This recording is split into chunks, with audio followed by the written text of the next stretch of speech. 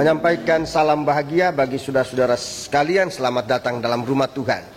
Kebaktian ini ditambah dengan acara penyerahan anak, dan penyerahan anak ini bukan suatu tradisi atau hanya sekedar peraturan, tapi penyerahan semacam ini sesungguhnya merupakan kebutuhan hidup manusia yang banyak kali hal ini kurang diperhatikan oleh manusia pada umumnya dan bahkan sampai dengan kehidupan Kristen, dan sangat disayangkan jika terjadi demikian.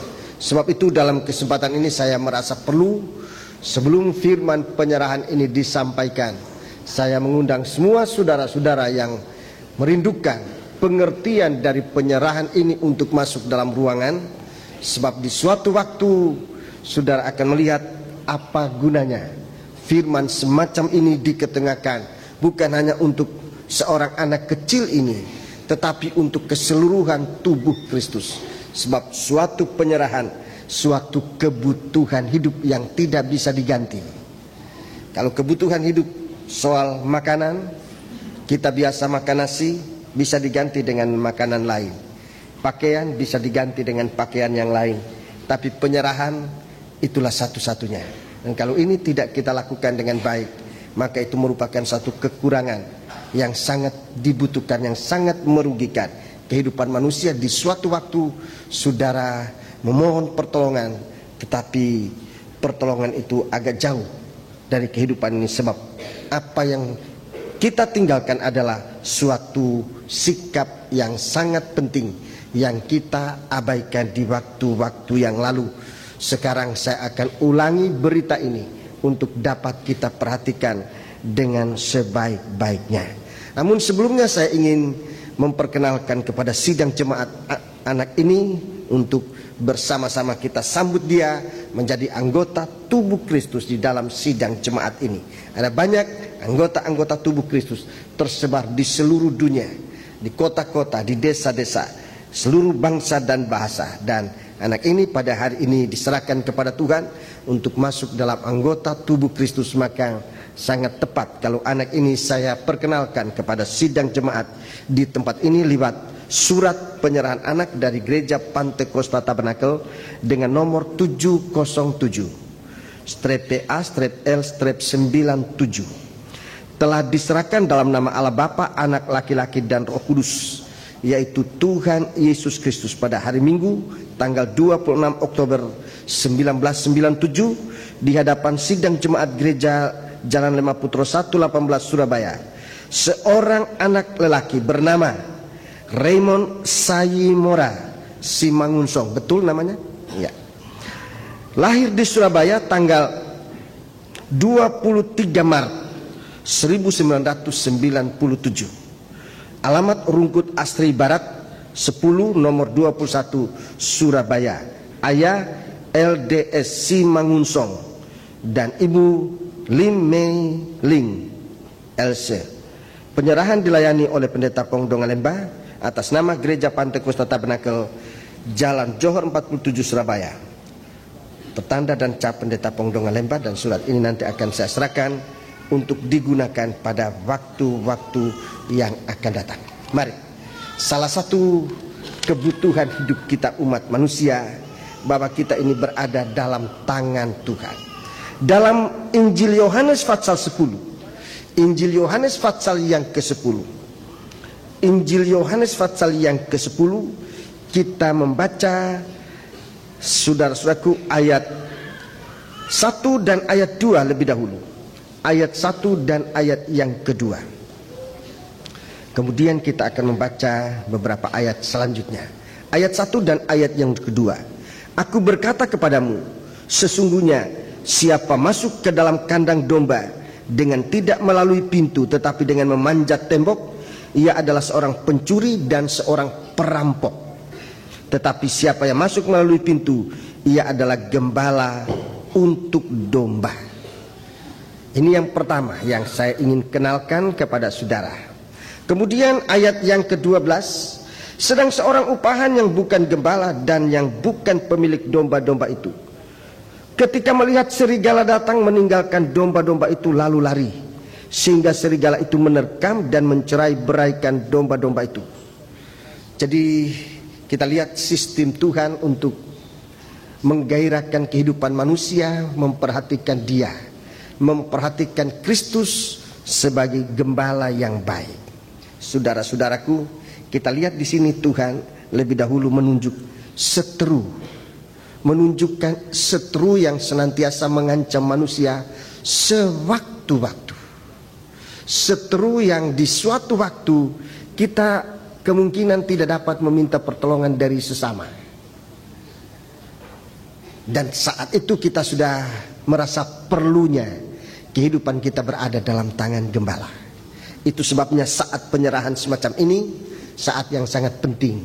Kepada sidang jemaat saya anjurkan untuk mendoakan kedua orang tua ini dalam penyerahan anak ini, supaya penyerahan pagi hari ini benar-benar berarti yang sedalam-dalamnya untuk kehidupan seorang anak semacam ini. Istimewa mulai dalam keadaan sebagai bayi yang tidak mengerti apa-apa. Kita lihat ada tiga macam yang sewaktu-waktu dan tidak pernah memberi pemberitahuan lebih dahulu, yang mengancam manusia dan dia berada di sekitar hidup manusia. Yang pertama pencuri, yang kedua perampok. Ini hampir sama, pencuri dan perampok. Dan dikatakan dalam ayat selanjutnya, pencuri dan perampok ini hanya datang untuk menghancurkan, untuk membinasakan. Jadi saudara-saudaraku, kehidupan manusia ini sebenarnya tetap berada dalam ancaman-ancaman yang sewaktu-waktu bisa terjadi dalam kehidupan manusia. Dan di saat-saat tertentu kita tidak bisa minta pertolongan dari manusia siapapun juga. Ayah dan ibu tidak mampu menolong, siapapun tidak mampu menolong. Dan yang ketiga saudaraku adalah serigala.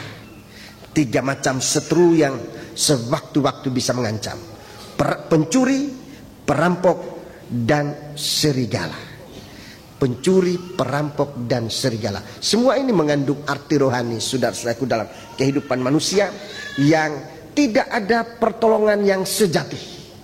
Tidak ada pertolongan sejati. Orang tua tidak mampu menjaga anak semacam ini seperti seharusnya dibutuhkan oleh anak ini. Saya selalu berkata kepada anak-anak, di muka saya mungkin saya bisa jaga, tapi di belakang pintu itu saya sudah tidak tahu lagi apa yang bisa terjadi. Kemampuan saya bisa dibatasi oleh tembok ini. Saya tidak mampu lagi melihat apa yang terjadi di situ. Dan kalau saat itu pencuri, perampok terjadi di situ, serigala datang di situ, dia tidak bisa berharap kepada saya kecuali kepada Tuhan. Itu sebabnya sangat bijaksana orang tua yang dapat menyerahkan anak dengan sungguh-sungguh kepada Tuhan. Sebab saat pencuri, saat perampok yang bisa datang sewaktu-waktu, di mana kemampuan kita terbatas, bahkan boleh dikatakan sangat minim sekali untuk bisa menolong, di saat itu Tuhan yang sudah menerima penyerahan ini, Dia akan mengadakan pertolongan. Saudara-saudaraku, kalau kita lihat di sini pencuri, perampok, dan serigala yang datang hanya untuk merobek, dan dalam Alkitab di sini dikatakan tidak ada orang yang bisa kita harapkan. Seorang gembala masih ada disebutkan, kalau itu gembala yang baik, syukurlah. Tapi kalau itu gembala upahan, maka saat serigala itu datang, dia hanya akan meninggalkan domba-domba itu dicerai-beraikan, dirobek-robek oleh serigala. Kalau saat pencuri, perampok datang, banyak kali kita tidak mampu untuk melawan, sebab perampok dan pencuri datang, dia dalam keadaan siap, sedang mangsanya pada umumnya berada dalam keadaan lengah. Jadi perimbangan kekuatan sama sekali tidak seimbang. Sementara seteru ini dalam kesiapan penuh, siaga penuh, sementara mangsanya banyak kali dalam keadaan lengah. Dan perampok itu selalu menunggu saat lengahnya mangsanya itu, di saat itulah dia akan beraksi. Dan kemudian kalau kita tidak bersedia sejauh hari semacam sekarang ini, kita menyerahkan diri kita kepada Tuhan, maka di saat itu sungguh merupakan satu kerugian besar. Sebab itu penyerahan anak pada pagi hari ini sangat berarti. Berarti bukan hanya untuk apa nanti yang ia makan. Berarti bukan hanya untuk menyangkut kesehatannya, tapi berarti terutama menyangkut keselamatan, baik tubuhnya, baik jiwanya maupun rohnya. Saudara-saudaraku, semua yang disebutkan, serigala maupun pencuri perampok, ini adalah bicara dari Trinitas, 3 kesatuan setan. Setan itu bapaknya, kemudian antikris dan nabi palsu. Semua ini siap untuk mengoyak hidup manusia. Dan kalau kita tidak berada dalam penyerahan sepenuh kepada Tuhan, di saat itu penyesalan yang tidak bisa ditolerir lagi. Sebab itu sekarang menyerahkan diri kepada Tuhan. Saudaraku, untuk penyerahan ini Tuhan mempunyai sistem yang Dia tidak sembunyikan. Untuk kita bisa menyerahkan diri kepada Tuhan, Tuhan mempunyai satu sistem yang tidak kita pikirkan sesuai dengan jalan pikiran manusia. Di dalam Fatsal 10, Tuhan menunjukkan 3 macam penyerahan hidup kita kepada Tuhan di dalam tangan Dia. 3 kali Dia memperkenalkan dirinya, di mana Dia selalu terbuka untuk menerima kita. Yang pertama, saudaraku, ayat 9. Yang pertama adalah ayat 9. Jadi Tuhan membuka diri untuk kita masuk di dalamnya. Ayat 9. Akulah pintu, barang siapa masuk melalui aku, ia akan selamat, dan ia akan masuk dan keluar dan menemukan padang rumput. Pencuri datang hanya untuk mencuri dan membunuh dan membinasakan. Aku datang supaya mereka mempunyai hidup dan mempunyainya dalam segala kelimpahan. Jadi ini yang pertama. Tuhan bagaikan pintu, membuka diri untuk kita masuk di dalamnya. Dengan kata lain, masuk dalam keselamatan. Sekalipun untuk menyelamatkan kita manusia, Dia harus lewat jalan kematian. Dia datang dari surga, turun ke bumi untuk disalibkan, mati di atas kayu salib supaya kita diselamatkan. Jadi selamat di sini, saudara-saudaraku, menyangkut banyak hal, menyangkut kebutuhan hidup secara jasmani. Untuk hidup bukan hanya di bumi ini, tapi Tuhan katakan hidup yang berkelimpahan. Berkelimpahan tidak hanya berarti sekedar jumlah yang banyak, tetapi berkelimpahan itu artinya keselamatan itu kita manfaatkan di bumi. Bukan hanya di bumi, tapi begitu kokohnya keselamatan yang kita terima itu sampai kita bisa memanfaatkannya lagi di dalam kerajaan surga. Jadi bukan hanya selamat di bumi. Kalau hanya selamat di bumi, banyak orang kemudian mundur tinggalkan Tuhan. Dia selamat sementara waktu 1-2 tahun, tetapi tidak berkelimpahan. Mengapa? Sebab penyerahan hidupnya ke dalam tangan Tuhan yang adalah pintu yang terbuka, saudara-saudaraku, tidak masuk sampai ke dalaman korban Kristus. Kalau penyerahan ini, saudaraku, ditandai kedalaman korban Kristus, maka saudara-saudaraku, anak ini akan tetap berada dalam tangan Tuhan. Apapun yang terjadi di bumi ini, dia menerima keselamatan dan pemeliharaan yang berkelimpahan, mempunyainya dalam segala kelimpahan. Jadi berarti jumlah juga berkelimpahan, juga jangka waktu mempergunakannya, bukan hanya di bumi tapi juga sampai di akhirat. Yang kedua, ayat 11. Akulah gembala yang baik. Gembala yang baik memberikan nyawanya bagi domba-dombanya. Ayat 14. Akulah gembala yang baik, dan aku mengenal domba-dombaku, dan domba-dombaku mengenal aku, sama seperti Bapa mengenal aku, dan aku mengenal Bapa, dan aku memberikan nyawaku bagi domba-dombaku. Ada lagi padaku domba-domba lain yang bukan dari kandang ini. Domba-domba itu harus kutuntun juga, dan mereka akan mendengarkan suaraku, dan mereka akan menjadi satu kawanan dengan satu gembala. Ini lebih dalam. Kalau tadi Tuhan memberikan dirinya bagaikan pintu yang terbuka, sekarang Dia bagaikan gembala. Dia pemelihara. Dia pemelihara jiwa kita dari jalan kematian ini. Dia tuntun kita sampai kepada pribadinya. Gembala yang baik, gembala yang memelihara kita, gembala yang membela kita, gembala yang mempersekutukan kita menjadi satu kawanan domba. Dan dia menyediakan diri sebagai kepala, sebagai pemimpin, sebagai gembala agung yang membawa kita kepada keselamatan, kepada perlindungan Allah, kepada penyatuan yang disebutkan menjadi anggota tubuh Kristus. Dan ini tidak ada manusia bisa melakukan itu. Tidak ada manusia bisa melakukan. Tidak ada manusia bisa mempertahankan kehidupan kita kecuali gembala agung ini. Gembala yang baik yang dapat mempertahankan kita dalam kesatuan tubuh Kristus untuk tidak menjadi orang yang gugur di akhir zaman, ditandai dengan keguguran. Dalam 1 Timotius pasal 4 ayat 1 sampai dengan ayat 3 dikatakan, Roh berbicara pada akhir zaman akan banyak orang gugur meninggalkan iman. Sebab itu biar kita benar-benar teguh di dalam hal ini. Jadi dua, memperkenalkan dirinya dia sebagai pintu, dia sebagai gembala. Yang ketiga, Injil Yohanes pasal yang ke-10 ini, ayat yang ke-35, 36. 35, 36. Jikalau mereka kepada firman itu disampaikan disebut Allah, sedang kitab suci tidak dapat dibatalkan, masihkah kamu berkata kepada dia yang diguduskan oleh Bapa dan yang telah diutusnya ke dalam dunia, engkau menghujat Allah karena aku telah berkata, aku anak Allah. Ini yang paling tinggi.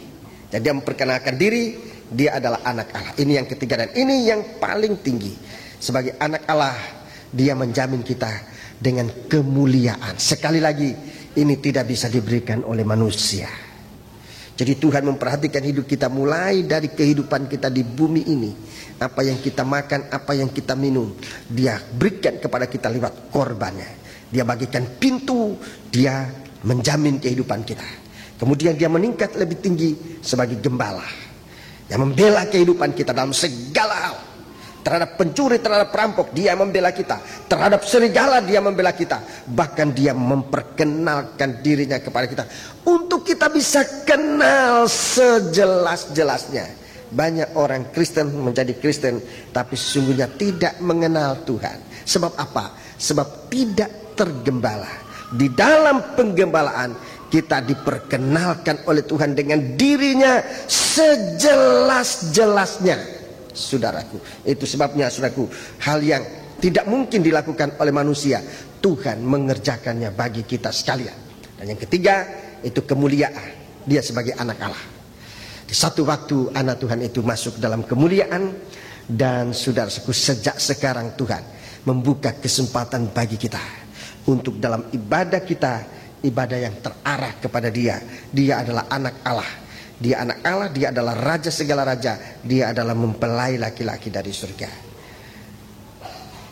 Dia Tuhan. Dia Tuhan di dalam segala sesuatu. Dia adalah raja di atas segala raja. Dia adalah mempelai laki-laki dari surga, ditandai dengan kemuliaan. Perkara yang sangat besar Tuhan berikan kalau penyerahan kita ini betul. Sebab itu dalam kesempatan ini saya sangat mengharapkan kepada kedua orang tua, ibu dan ayah dari anak ini untuk benar-benar menyerahkan anak ini. Saya gembala yang ada di sidang jemaat ini, di atas saya masih ada gembala agung, itulah Tuhan Yesus Kristus. Kemudian sidang jemaat ini akan membantu saudara dalam doa supaya penyerahan ini ditandai dengan tanda ini, ditandai dengan tanda ini.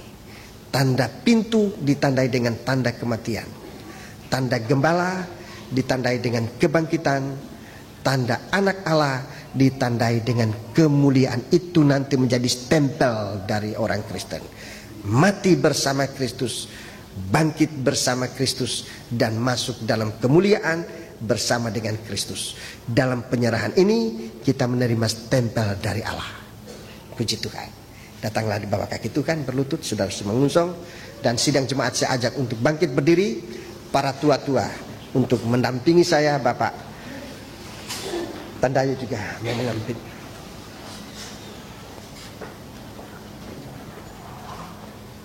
Bersama kita menundukkan kepala. Bapa di surga, kami bersyukur, kami berterima kasih bahwa Engkau baik bagi kami, memperkenalkan dirimu kepada kami dengan stempel yang tidak bisa terhapuskan, yaitu Engkau dalam kematianmu, Engkau dalam kebangkitanmu, Engkau dalam kemuliaan secara sempurna. Engkau menampilkan diri untuk kami tidak usah ragu-ragu, menyerahkan diri kami ke dalam tangan Dikau.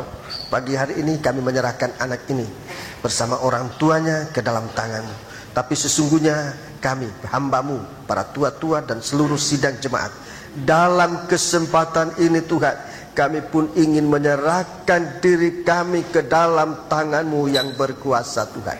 Sebab di luar Engkau kami tidak terpelihara, di luar Engkau kami tidak terjamin, di luar Engkau kami dalam keadaan bahaya. Sebab itu Tuhan, dalam kesempatan ini sesuai dengan firman-Mu kami datang kepadamu. Kami ingin mempersekutukan hati kami di hadapan hadirat-Mu. Mohon Engkau kiranya menerima sidang jemaat ini seluruhnya Tuhan. Haleluya. Mulai dari hamba-Mu gembala bersama keluarga, seluruh para tua-tua bersama keluarga, dan seluruh sidang jemaat dengan keluarga. Dalam kesempatan ini Tuhan, kami ingin menyerahkan diri kami dalam tangan. Mari kita angkat tangan kita kepada Tuhan. Sidang jemaat angkat tangan kepada Tuhan. Haleluya. Serahkan dirimu ke dalam tangan Tuhan. Sebab di sekitar kita pencuri, penyamun, serigala sewaktu-waktu bisa datang. Tapi kalau kita menyerahkan diri kepada Tuhan pada pagi hari ini, haleluya, kita dilindungi dan dipeliharakan oleh Tuhan. Sekarang Bapa, kami datang kepada tangan-tangan yang diulurkan, saudara kami yang berlutut, saudara kami yang datang menyerahkan anak ini. Terima kami seluruhnya Tuhan. Haleluya. Pegang tangan kami yang kami angkat kepadamu Tuhan, bersama keluarga kami dimanapun mereka berada. Kami merindukan Tuhan penyerahan ini akan Engkau terima, dan taruhlah kami dalam kandang yang Engkau sediakan bagi kami untuk terpelihara, baik di bumi ini bahkan untuk mencapai kerajaan-Mu yang kekal. Sekarang ini Tuhan, kami bersuka cita sebab Engkau sempat menerima penyerahan hidup kami, dan pakailah kehidupan kami Bapa untuk melayani Dikau. Sekarang Tuhan, khusus untuk anak ini kami doakan. Haleluya. Bagi tangan-tangan kami hamba-Mu isi dengan berkat-Mu Tuhan. Di dalam firman yang sudah diberitakan, jaminan, janji perlindungan, janji pemeliharaan untuk sampai pada kemuliaan bersama Dikau kiranya berlaku dalam kami sekalian.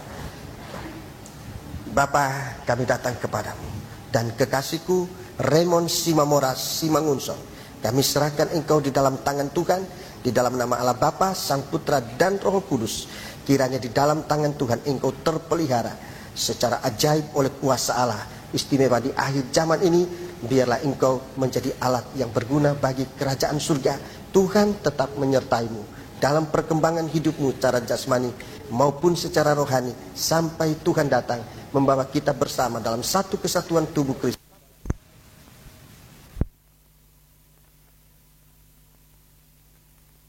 Tuhan memberkati engkau dalam nama Yesus. Terima kasih. Terima kasih Bapa. Kemudian kami juga doakan ibu dan ayahnya. Biarlah juga Engkau pakai mereka untuk mendidik anak ini lebih hari lebih dekat kepadamu. Dan sekarang saatnya kami akan mendengarkan firman-Mu sebagai jaminan kehidupan kami sehari-hari. Tuhan, tolonglah sidang jemaat ini, peliharakan kami, biarlah firman-Mu dapat dinikmati oleh sidang jemaat, dapat menjadi kekuatan kami Tuhan, dapat menjadi pegangan hidup kami yang mengarahkan kami kepada hidup yang sesungguhnya, yaitu Engkau secara pribadi. Terima kasih. Kuasa-kuasa kegelapan yang bisa mengganggu kami, menggoda kami dalam kesempatan ini Tuhan, kami bersatu hati panggil nama Engkau buat usir dia.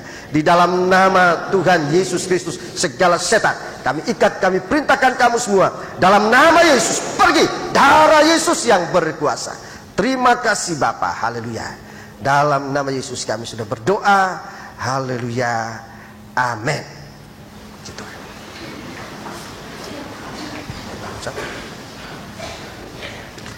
Demikian sidang jemaat yang dikasihi Tuhan, kita semakin dekat dengan hari kebaktian persekutuan Natal yang akan datang, di mana kita dipercayakan bertindak sebagai tuan rumah, sebagai pelaksana dalam kebaktian ini. Kami mohon supaya setiap hari kita makin mendekatkan diri kepada Tuhan, untuk penyerahan diri kita kepada Tuhan semakin dibaharui.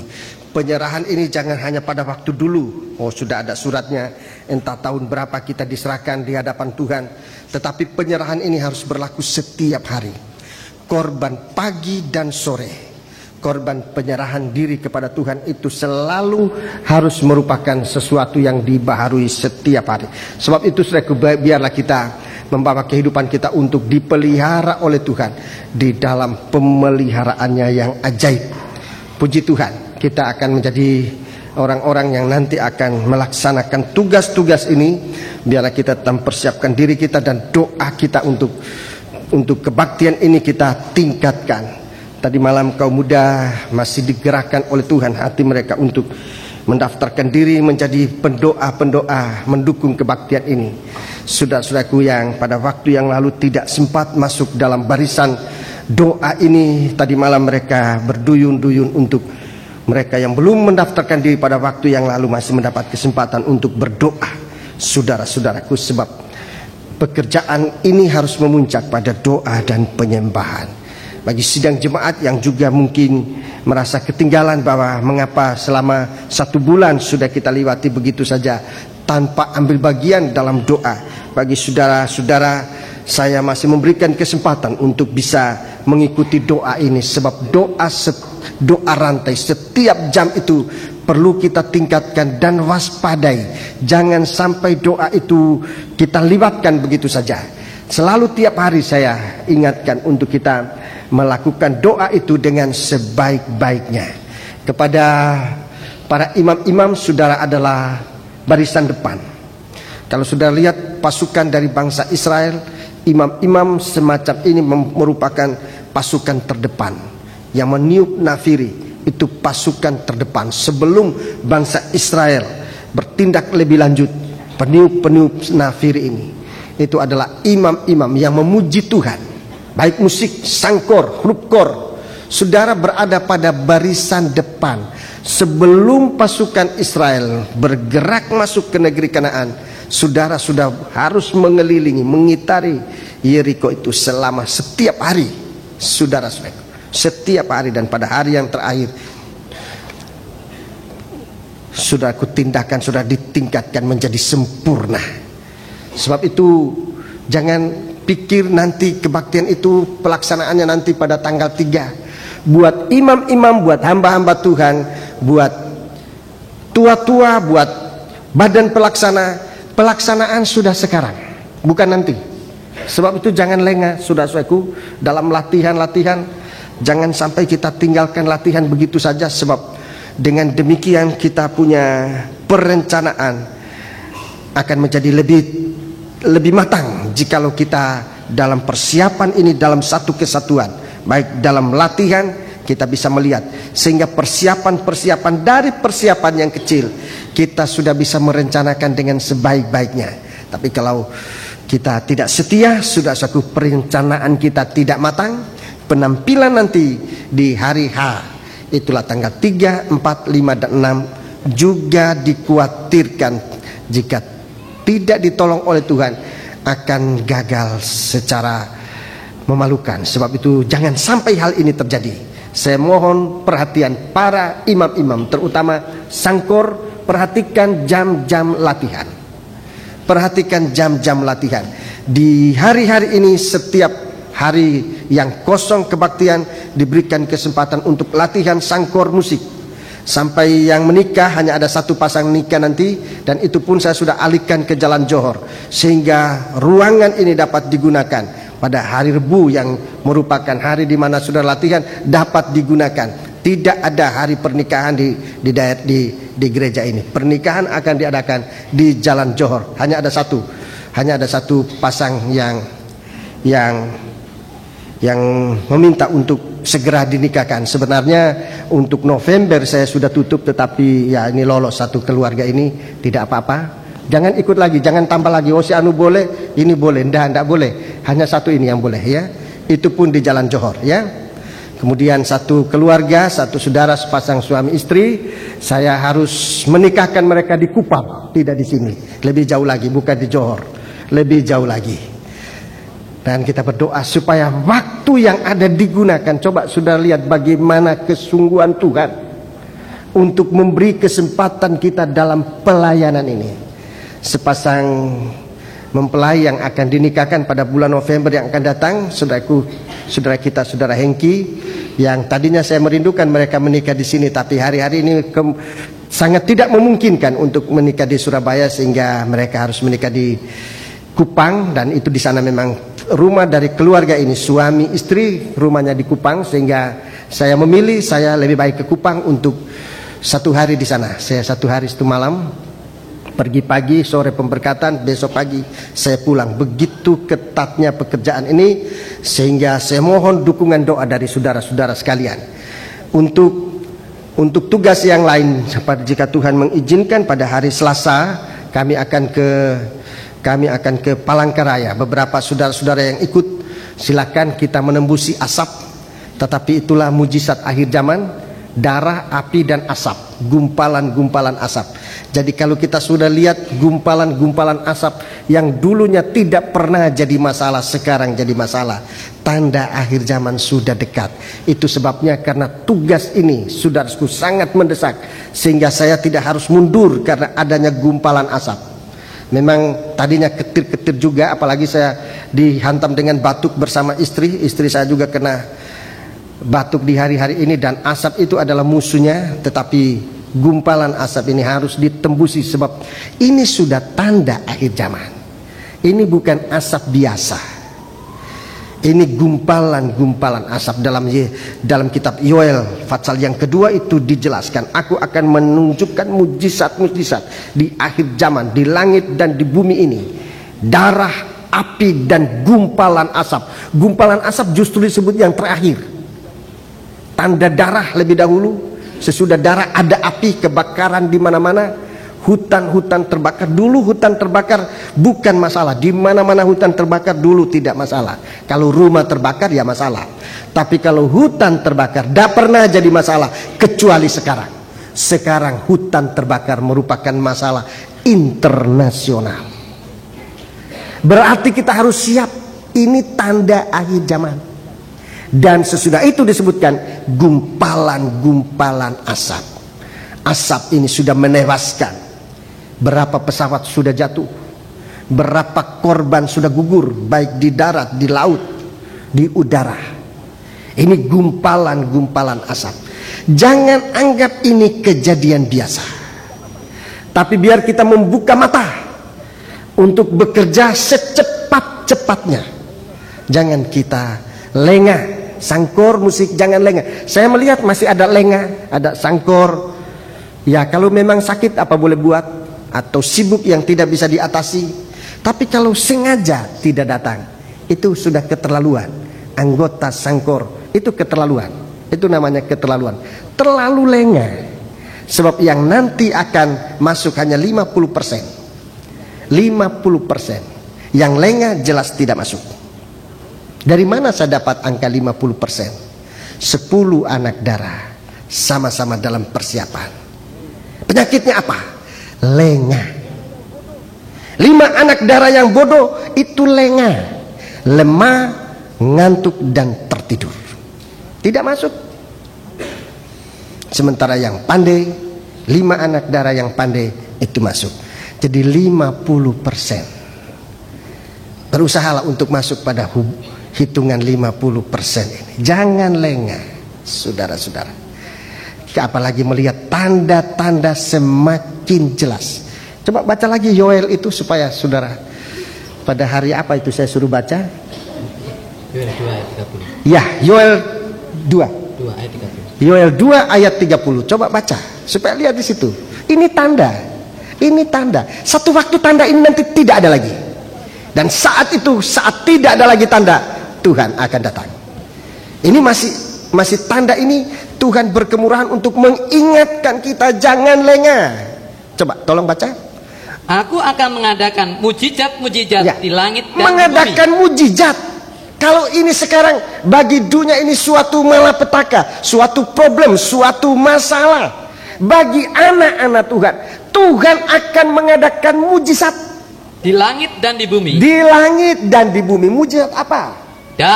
Darah ini nomor 1. dan api dan gumpalan-gumpalan asap. Darah, api dan gumpalan-gumpalan asap. Saudara-saudaraku, kesulitan makin bertambah, tetapi biar kita terus bekerja.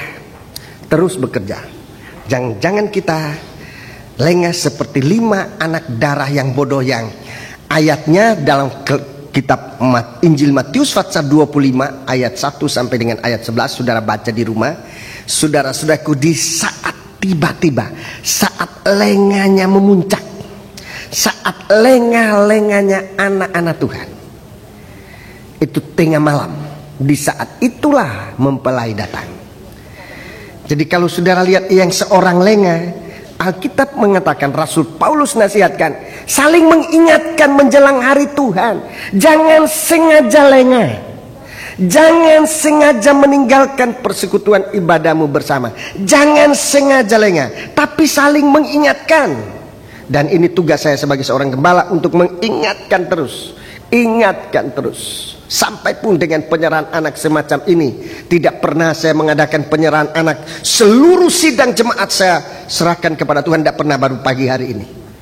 Itu berarti Tuhan serius dengan kehidupan kita. Untuk jangan seorang pun, Tuhan mau supaya semua kita masuk dalam keselamatan yang disediakan oleh Allah. Jangan lengah dalam ibadah, jangan lengah. Sebab itu nanti akan diukur. Kehidupan pribadi kita harus kita jaga, sampai pun dengan pelayanan kita. Saudara-saudaraku, jangan lengah dalam perkara ini. Kita menghadapi perkara-perkara yang serius. Tuhan mau mengadakan mujizat-mujizat, saudara-saudaraku. Dan kami nanti, jika Tuhan berkemurahan kepada kami, saya kira 7 orang atau berapa orang yang akan pergi itu. 7 atau 10, berapa Frans? 7 orang. Wah, ini 7 utusan. 7 ini ibu-ibu semua. Memang perawan-perawan yang bapak-bapak 1, bapak 1 bersama saya, jadi 2 orang. 5 anak darah ditambah dengan 2 jejaka saya. Ini 7 utusan Tuhan.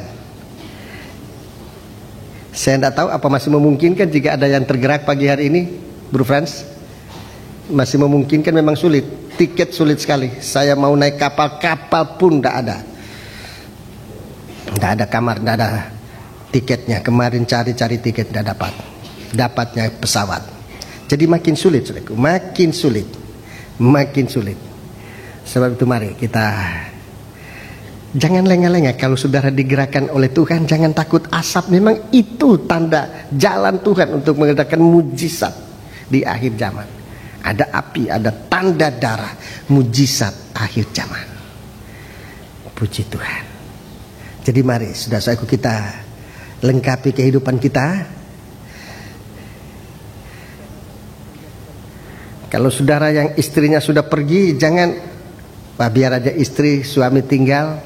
Kalau bisa ya dengan suami istri. Kalau suami pergi istri tinggal, waduh, ini 50-50% ini yang akan ada pemisahan di hari kedatangan Tuhan. Mari kita sungguh-sungguhkan diri kepada Tuhan. Doa harus kita naikkan. Tundukkan kepala. Doa penyerahan lagi. Saudara-saudara, untuk kita mengerjakan tugas ini, tugas persiapan, doa penyerahan penuh, saudara-saudaraku. Kita diukur oleh Tuhan penyerahan penuh. Kalau kita tidak menyerah, kita tidak akan diukur oleh Tuhan. Jangan menganggap ukurannya nanti sampai berapa. Diukur pun tidak. Menyerahkan diri kepada Tuhan. Sebab kita berada pada era diukur oleh Tuhan. Kita masuk pada ukurannya Tuhan. Tundukkan kepala. Ukuran lengah, mengecilkan pekerjaan Tuhan, meremehkan pekerjaan Tuhan. Ini harus kita hindarkan dari kehidupan kita. Para imam-imam, jangan meremehkan, oh ini baru latihan. Jangan remehkan latihan. Jangan remehkan ibadah. Jangan remehkan penyerahan hidupmu. Tundukkan kepala. Jikalau saudara merasa perlu, taruh tangan di atas hatimu supaya kita berdoa bersama. Bapa, hanya penyerahan yang dapat kami lakukan menghadapi segala rencanamu dalam kami yang kami tidak mengerti, tapi Engkau tidak keliru di dalam kami Tuhan. Engkau mengaturkan dalam kami segala sesuatu untuk menjadi satu kehidupan yang kuat bersama Dikau. Kuasa-kuasa kegelapan yang menutup pikiran kami, yang menutup pengertian kami, yang mengganggu tindakan kami, Tuhan, kami bersatu hati panggil nama Engkau buat usir dia. Di dalam nama Tuhan Yesus Kristus, segala setan kami perintahkan kamu pergi. Darah Yesus yang berkuasa. Biarlah seluruh sidang jemaat ini melayani Engkau Tuhan. Dalam persiapan-persiapan ini, dalam kami berlatih diri dalam pelayanan, dalam mempersiapkan segala bidang Tuhan, supaya kami berada dalam kesiapan, dalam mengikuti rapat-rapat, dalam mengikuti segala peninjauan-peninjauan, dalam segala sesuatu Bapa, supaya jangan ada sedikit pun di dalam hati kami memandang bahwa semua ini kecil, tetapi ini adalah pekerjaanmu yang harus kami hargai Tuhan. Tolonglah kami Bapa, ke dalam tangan-Mu, di dalam nama Allah Bapa, Sang Putra dan Roh Kudus, Tuhan Yesus Kristus, kami serahkan hidup kami. Haleluya, amin. Mari kita lanjutkan firman Tuhan, kitab Wahyu Fatsal 11. Kita masuk pada ukurannya Tuhan. Wahyu Fatsal yang ke-11. Kitab Wahyu Fatsal yang ke-11. Biar kita tetap berada dalam tangan Tuhan. Haleluya. Kalau kita sudah masuk dalam ukuran, berarti kita milik Tuhan. Ini harus dapat kita pastikan dalam kehidupan kita. Sudah, supaya kita benar-benar masuk dalam ukurannya Tuhan. Mari kita membaca Wahyu Fatsal 11. Wahyu Fatsal 11. Pada hari ini kita membaca ayat yang pertama. Ayat yang pertama.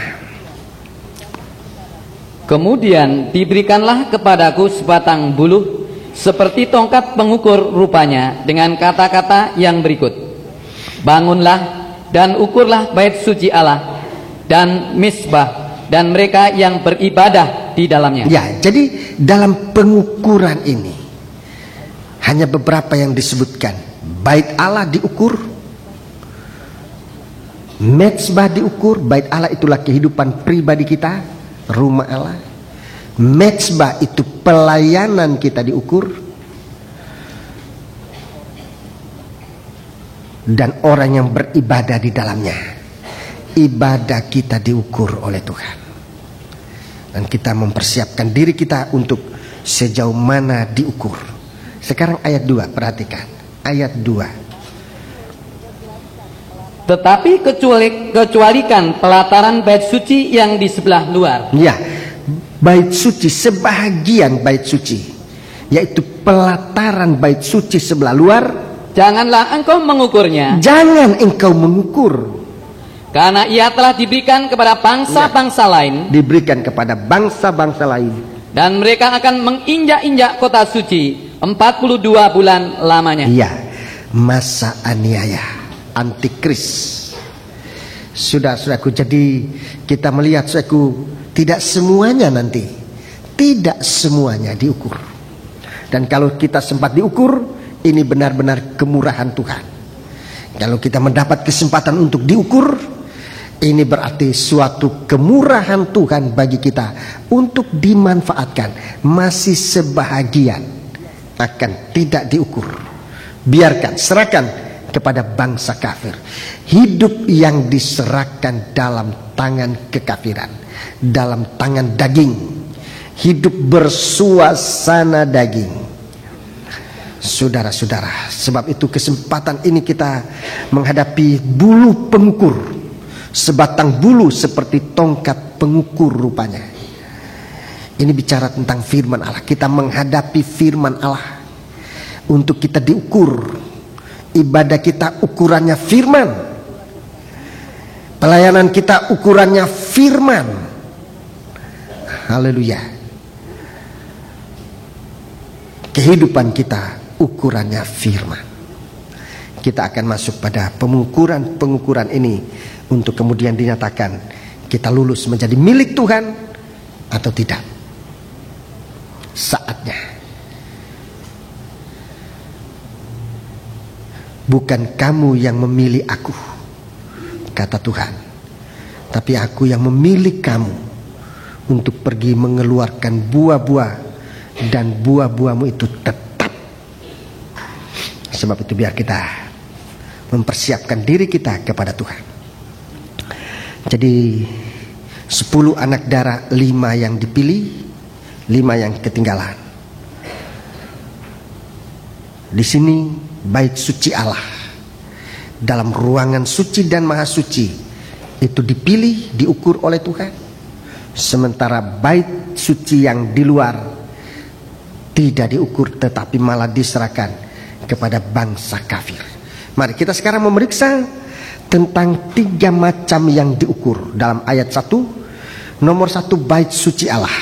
Dalam Bible Study saya bicara banyak tentang ini. Bait suci Allah diukur. Yang kedua diukur adalah mezbah. Itulah pelayanan kita. Pelayanan ini diukur. Saudaraku, lengah atau tidak lengah, mengecilkan, dan pelayanan itu yang paling dilihat oleh Tuhan. Apakah kita mengagungkan pelayanan atau tidak? Dalam Injil Matius pasal 25 itu jelas. Tuhan memberi kesempatan untuk bekerja. 10 mina dibagikan. Yang satu mendapat 5 talenta, yang seorang mendapat 2 talenta, yang seorang mendapat 1 talenta. Yang 1 talenta ini mengecilkan kesempatan. Yang memang kecil, hanya 1 talenta, tapi dia mengecilkan yang 1 talenta ini. Dia tidak menggunakan yang kecil itu. Dia biarkan, dan itu yang membuat dia terhilang. Kehilangan kesempatan dan kehilangan kehidupan yang kekal. Saudara-saudaraku, kita melihat pekerjaan-pekerjaan Tuhan, kita harus sangat berhati-hati di dalam menghadapi kesempatan yang menurut ukuran manusia kecil, ya. Menurut ukuran manusia itu kecil. Kita harus ekstra hati-hati di dalam hal itu, supaya jangan kita memutuskan menurut putusan daging. Daging cenderung mengecilkan yang kecil, itu daging. Daging itu cenderung untuk mengecilkan yang kecil, mengecilkan pelayanan yang kecil. Latihan itu untuk pelayanan biasanya kecil, tidak tampil, belum tampil. Nanti kalau sudah tampil saya akan masuk. Itu memang ukuran daging itu besar. Tapi yang kecil ini justru Tuhan mengukurnya di situ. Justru Tuhan mengukur di yang kecil ini. Mengapa kamu mengecilkan yang kecil? Ini ukuran-ukuran Tuhan mengenai pelayanan, mengenai ibadah kita. Dalam ibadah, saudara-saudaraku, yang banyak kali dikecilkan kebaktian doa. Sampai Tuhan berseru, apa kamu tidak mampu berdoa bersama aku 1 jam saja? Itu permintaan Tuhan sesaat. Nanti pagi hari dia sudah diadili, dan jam 9 pagi dia harus disalibkan. Malam ini dia masih berbicara, apa kamu tidak sanggup berdoa bersama aku 1 jam saja? Dan ini banyak kali dikecilkan. Kebaktian doa itu dikecilkan. Tugas berdoa itu dikecilkan. Banyak kali saya lihat tugas doa ini hanya diemban oleh orang-orang yang kecil. Hanya orang-orang yang kecil. Tugas doa yang memegang doa syafaat, saudara-saudaraku. Dan memang saya sangat bersyukur kepada Tuhan kalau saudara-saudara yang kecil yang merasa tidak mampu oleh karena usia sudah lanjut, tidak berputus asa. Tapi dalam usia sudah lanjut, saya sangat bersyukur kepada Tuhan bahwa tim doa ini terdiri dari orang-orang kecil yang usia sudah lanjut, yang tua, yang tidak bisa lagi melakukan apa-apa. Tapi justru mereka berada di tim yang sangat diperhatikan oleh Tuhan.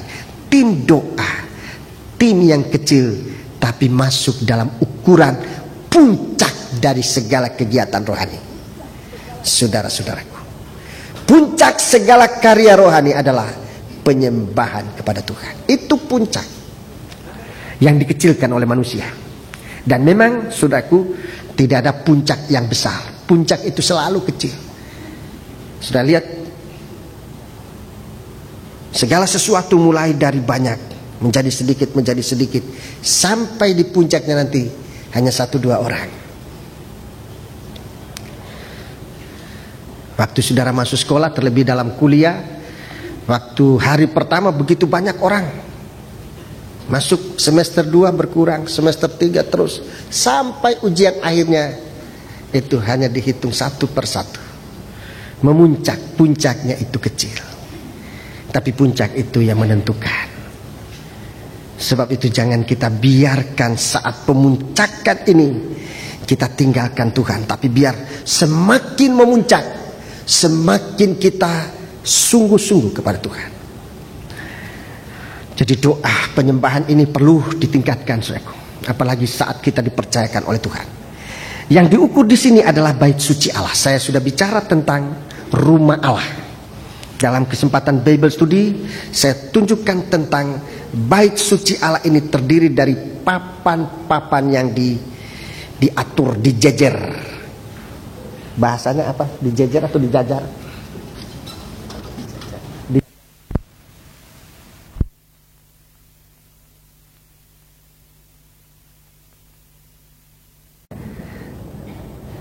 Jadi diatur sedemikian rupa sehingga tidak ada celah. Begitu rapat papan-papan ini, suatu kesatuan. Jadi kalau berbicara tentang rumah Allah, kalau berbicara tentang tabernakel, kalau berbicara tentang pengajaran tabernakel, pengajaran mempelai, itu adalah bicara tentang penyatuan. Itu diukur oleh Tuhan. Penyatuan itu diukur oleh Tuhan. Dalam kitab Nabi Yesaya disebutkan seperti hubungan kepala dan tubuh. Jangan kepala dipotong dari tubuh. Seperti hubungan cabang dan pokok.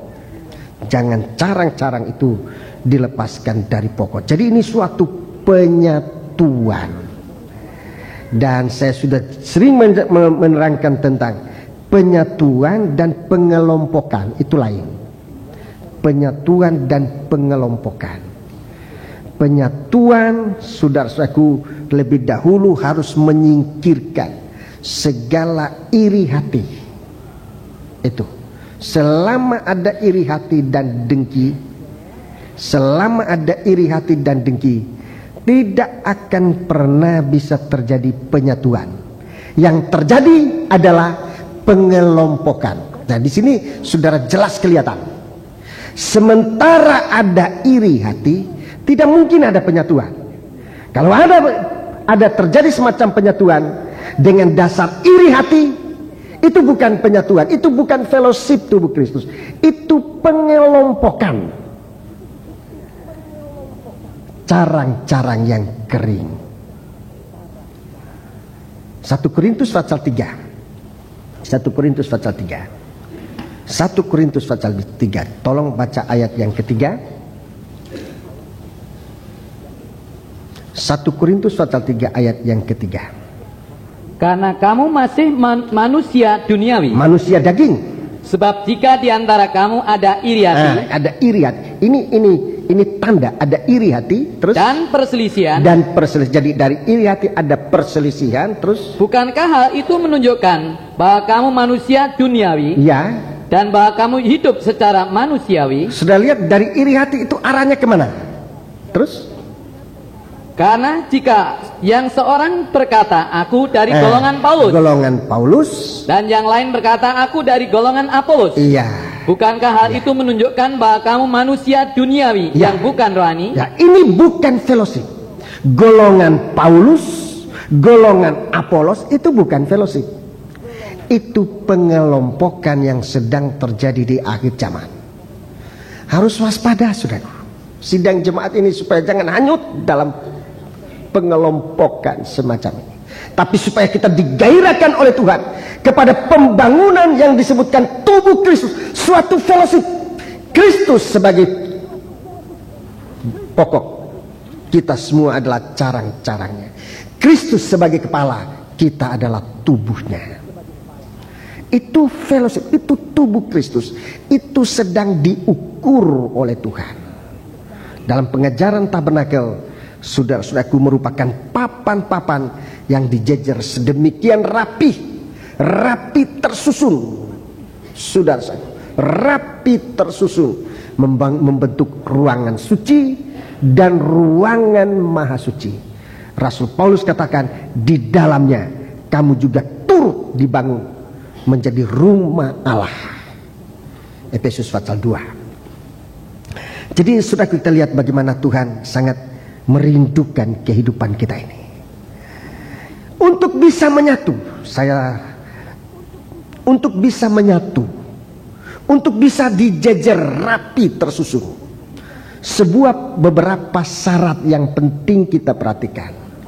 Beberapa syarat yang penting yang harus kita perhatikan. Nomor 1, papan itu harus bisa berdiri tegak.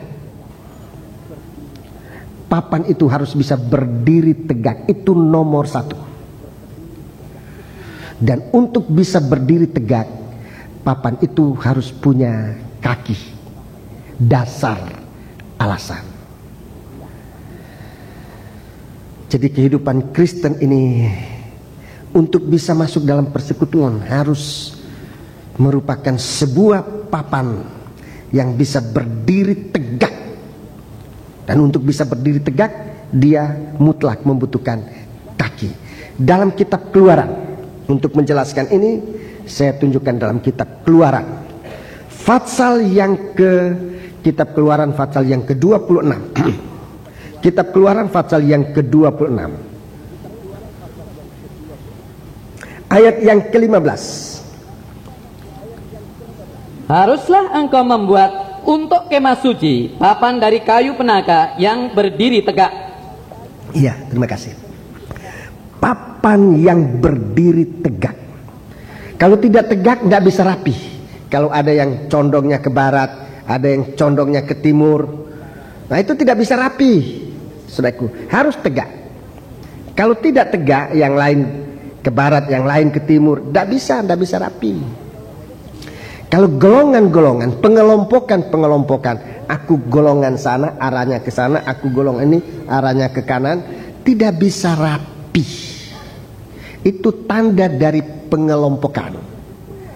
Kalau penyatuan tubuh Kristus itu rapi tersusun menjadi rumah Allah. Sebab tiang-tiang itu, sebab papan-papan itu berdiri tegak. Dia berdiri karena dia mempunyai kaki. Mari kita baca ayat yang ke-19. Dan haruslah kau buat 40 alas perak. Ya, alas perak atau kaki. Di bawah ke-20 papan itu. Iya. 2 alas di bawah 1 papan untuk kedua pasaknya, dan seterusnya 2 alas di bawah setiap papan untuk kedua pasaknya. Ya, terima kasih. Jadi, saudaraku, papan ini mempunyai kaki pendirian yang kuat, yang teguh di atas kaki perak. Perak itu bicara tentang ketebusan, tentang korban Kristus. Berdiri di atas korban Kristus. Saudaraku, sudah perhatikan apa yang dihancurkan oleh Tuhan di atas kayu salib. Waktu dia di atas kayu salib, dia menghancurkan selain dari dosa, dasar yang mencerai-beraikan manusia adalah adanya kedengkian atau iri hati. Di atas kayu salib Yesus disalibkan oleh karena iri hati ini. Jadi kalau kita mengingat Kristus sudah mati karena iri hati manusia, maka iri hati itu dari kita akan dihancurkan oleh Tuhan, dan dengan demikian kita mempunyai pendirian yang sehat. Markus 15 ayatnya. Markus pasal yang ke-15. Tolong ayatnya sebutkan. Injil Markus pasal yang ke-15. Ayat 10. Ayat 10. Ia memang mengetahui bahwa imam-imam kepala telah menyerahkan Yesus karena dengki. Iya, karena iri hati, karena dengki. Terus? Tetapi imam-imam kepala menghasut orang banyak untuk meminta supaya Barabaslah yang dibebaskan bagi mereka. Iya, terima kasih. Sekarang kita membaca ayat yang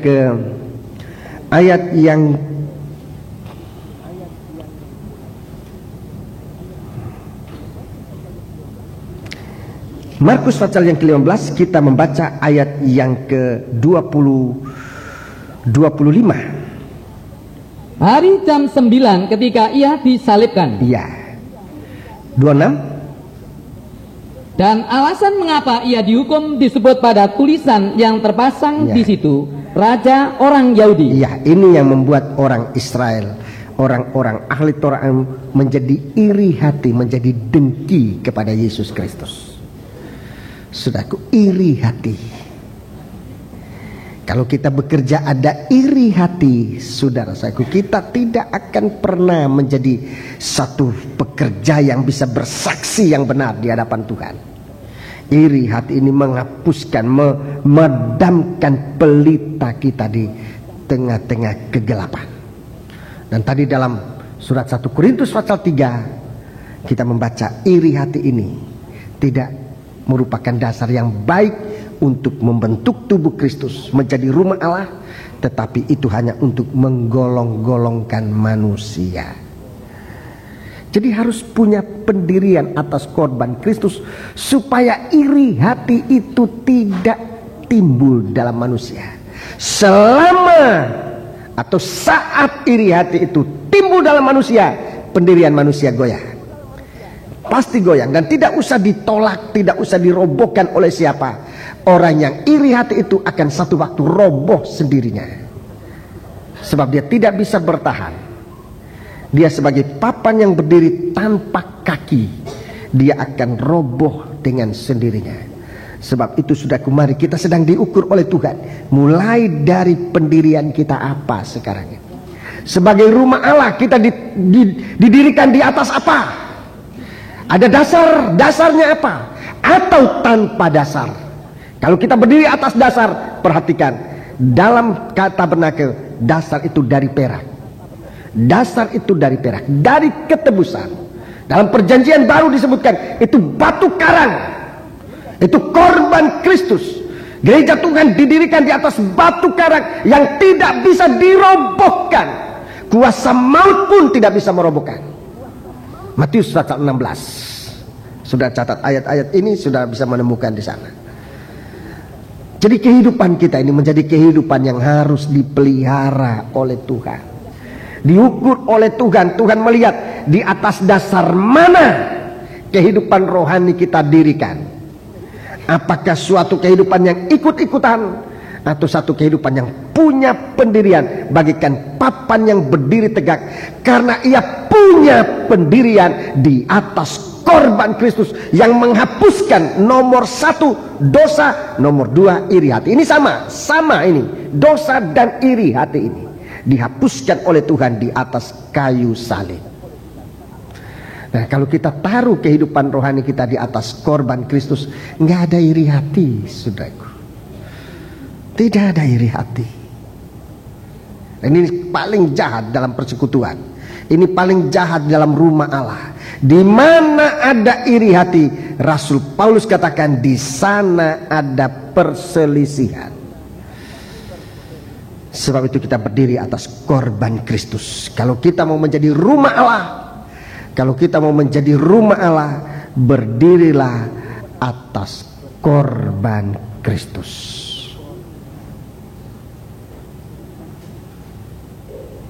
Yang kedua, jadi papan-papan ini saudaraku bisa menjadi rumah Allah kalau dia punya pendirian, dia punya kaki. Nomor 2, kita kembali dalam Keluaran pasal 26. Keluaran pasal yang ke-26. Ayat 29. Papan-papan itu haruslah kau salut dengan emas. Harus kau salut dengan emas. Gelang-gelang itu haruslah kau buat dari emas sebagai tempat memasukkan kayu-kayu lintang itu. Ya. Dan kayu-kayu lintang itu haruslah kau salut dengan emas. Ya, jadi kayu dan kayu lintang, gelang, itu disalut dengan emas. Lebih dahulu saya mau berbicara tentang disalut dengan emas. Disalut dengan emas. Emas itu bicara tentang keilahian, kesucian ilahi. Jadi saudara-saudaraku, papan ini, semua papan-papan ini sudah disalut, sehingga hubungan antara papan dan papan ini tidak langsung kena kayu. Tidak ada kayunya. Hubungan antara dua papan, papan lain dengan papan yang lain, tidak pada kayu, tapi pada emas yang menyaluti kayu-kayu itu. Kayu bicara tentang daging. Kita tadinya manusia alamiah, manusia duniawi, manusia daging. Untuk menjadi rumah Allah, lebih dahulu kita harus menjadi manusia rohani. Ini manusia yang bersalut dengan segala sesuatu yang bersifat rohani. Kita disebut manusia rohani oleh karena sifat kita rohani. Sifat dari Allah di dalam firman-Nya, sifat dari Allah di dalam rohnya yang suci, sifat dari Allah di dalam kasih-Nya. Ini yang menyalut manusia. Bagaimana sifatnya kasih, bagaimana sifatnya firman Allah, bagaimana sifatnya Roh El Kudus menyalut kehidupan manusia. Itu emas. Jadi tidak kayu. Kalau kehidupan kita ini tidak disalut dengan emas, yang akan berhubungan, yang akan berdampingan adalah kayu dan kayu. Daging bergosokan dengan daging. Yang akan timbul adalah keretakan. Yang akan timbul adalah kehancuran. Yang akan timbul adalah perselisihan, dan tidak akan pernah menjadi rumah Allah atau bait suci Allah. Jadi begitu hebatnya, sudah suatu kayu ini disalut. Ini dari kayu penaga, ya, disebut kayu penaga. Kenapa dipilih kayu penaga? Nomor 1, saudaraku, sebab kayu penaga ini punya tabiat. Kalau dia disalut tidak sempurna, kalau kayu itu disalut tidak sempurna, ada pori sedikit saja. Begitu kena udara dari luar, kayu itu akan melelehkan, meluarkan satu lelehan air kemerah-merahan. Itu salah satu sifat dari kayu penaga. Sehingga Tuhan pilih kayu penaga untuk memeriksa apakah kayu itu disalut betul atau tidak. Begitu keluar darah, keluar lelehan merah, ini berarti kayu ini tidak disalut dengan betul. Jadi Tuhan memilih kayu penaga ini untuk sebagai suatu monitor apakah kayu itu sudah disalut betul atau tidak. Di saat ada lubang sedikit saja dan udara luar masuk mengena daging itu mengeluarkan tanda bahwa ada kayu, ada lubang yang belum ditutup dengan emas. Begitu Tuhan mau ambil daging ini, Tuhan mau nutup. Tuhan mau lihat apa kita disalut betul. Dilihat di saat kapan? Saatnya kita dalam suatu aktivitas, saatnya kita diatur oleh Tuhan. Jika keluar sedikit sifat daging, itu bukti bahwa kehidupan ini belum disalut betul. Masih ada lubang kecil yang membuat daging itu bisa muncul. Jadi saudara-saudara kita diukur ini penyalutannya betul atau tidak. Kalau tadi pendiriannya betul atau tidak untuk menjadi rumah Allah. pendiriannya betul atau tidak di atas kayu salib. Sekarang tabiat dagingnya betul sudah ditutup atau tidak untuk disebut rumah Allah. Tersinggung sedikit sudah marah, ini berarti penyalutannya belum sempurna. Harus mohon kemurahan Tuhan. Nah, ini semacam lengah. Lengah ini kan tabiat daging. Lengah itu tabiat daging, dan itu tidak patut. Tidak patut untuk seorang yang dipercayakan oleh Tuhan menerima tugas lengah, kecuali memang benar-benar saudara tidak bisa mengatasi. Tuhan tahu itu, saudara. Kesibukan atau percobaan yang saudara pikul, Tuhan tahu itu. Tapi kalau sengaja lengah, itu benar-benar tabiat daging, kelihatan. Jadi dalam aktivitas itu Tuhan melihat seorang itu sudah disalut atau tidak. Dagingnya lekas kelihatan. Lekas kelihatan. Dan salah satu ujiannya adalah lengah itu. Matius pasal 25. Matius pasal 25. Di tengah malam, saatnya daging itu lemah. Saatnya daging itu lengah. Kalau dia tidak disalut penuh dengan emas, dia akan ketinggalan untuk selama-lamanya. Sebab itu saya bicara soal ini dari kasih Allah, supaya umat Tuhan mulai dari saya sebagai gembala dan keluarga, istri terutama, supaya kita disalut dengan emas ini. Kelihatan daging sedikit saja, bagaimana kita bersikap, bagaimana kita berbicara, bagaimana kita bertindak, akan menunjukkan apa kita ini rohani atau daging. Itu kelihatan sementara kita sedang diukur oleh Tuhan. Jadi saudara-saudaraku, kita ini ditutup oleh Tuhan, disalut oleh Tuhan dengan emas, supaya nanti kita dihubungkan satu dengan yang lain. Bukan daging dengan daging, tapi emas dengan emas. Inilah yang akan menjadi rumah Allah. Hubungan kita bukan dalam perkara daging, tapi dalam perkara yang rohani. Saudara-saudaraku, semoga kita bisa mengerti ini. Di dalam pemeriksaan saya, saudaraku, dalam firman Allah, dan saya tahu ini belum sempurna, tetapi apa yang sempat saya temukan, ada 7 hal yang kita perhatikan dalam penyalutan ini. Ada 7 hal bagaimana kita bisa masuk dalam kesatuan di mana daging tidak bersuara.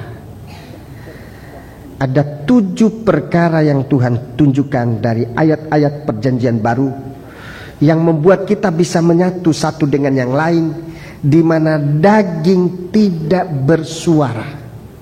Nomor satu,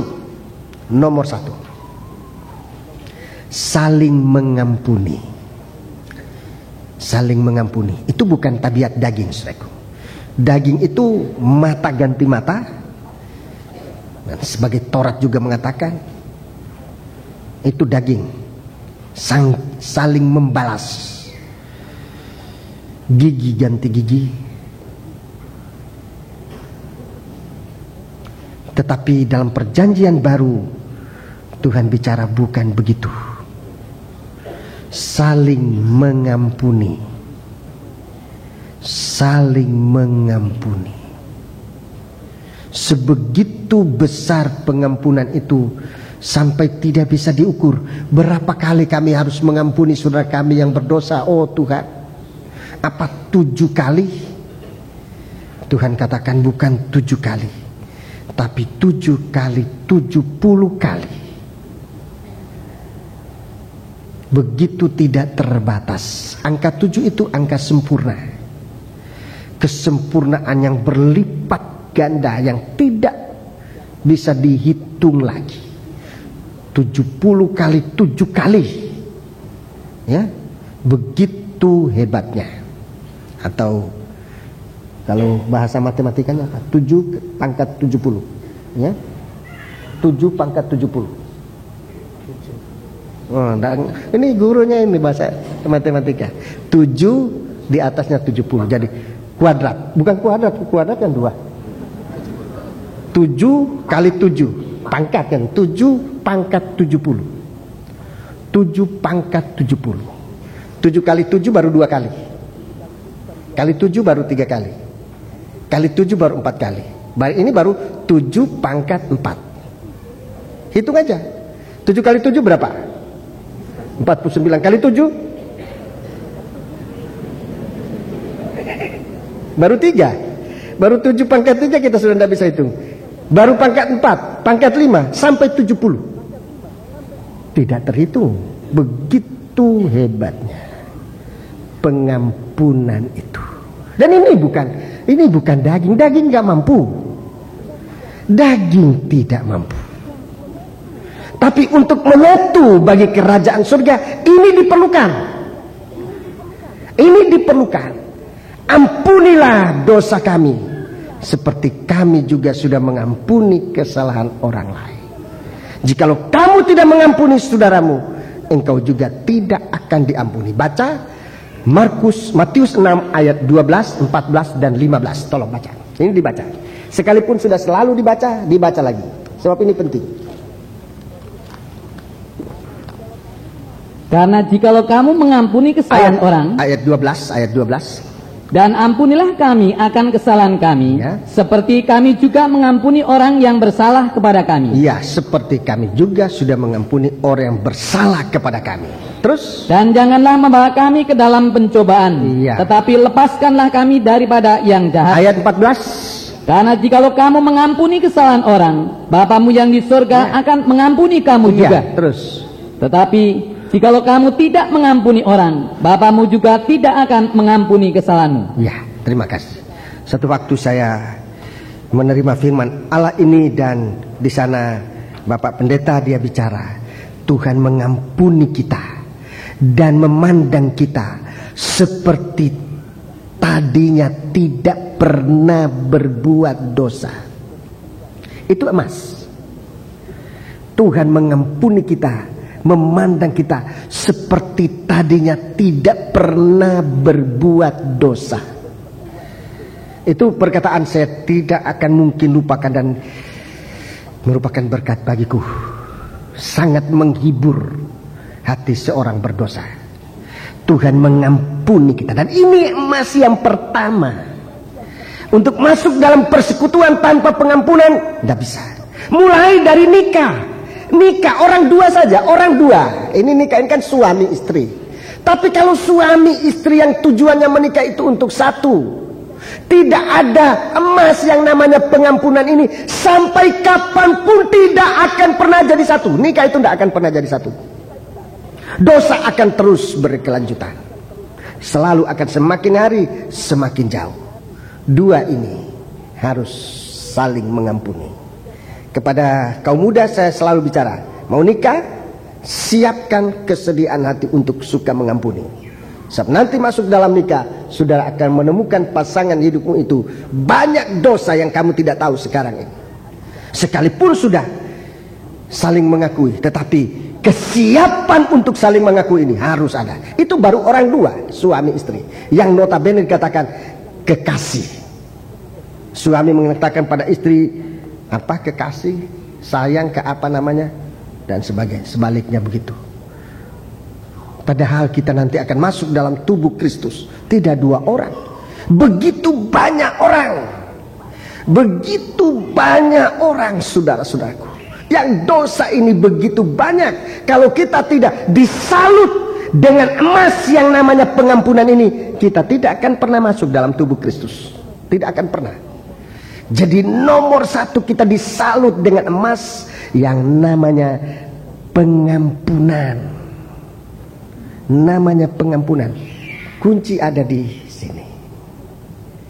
Sepasang suami istri sudah dinasihati, sudah nasihat sana, nasihat sini, tidak selesai. Datang lagi, saya bilang, kuncinya ada pada orang dua. Pada suami, pada istri. Kalau kamu mau mengampuni, Tidak usah kemana-mana, tidak usah jauh-jauh kemana-mana. Kalau kamu dua saling mengampuni, seluruh masalah sudah selesai. Kuncinya di kamu dua. Kalau kamu tidak mau mengampuni, biar naik ke hadapan raja sekalipun, masalahnya tidak akan selesai. Kuncinya di kamu dua.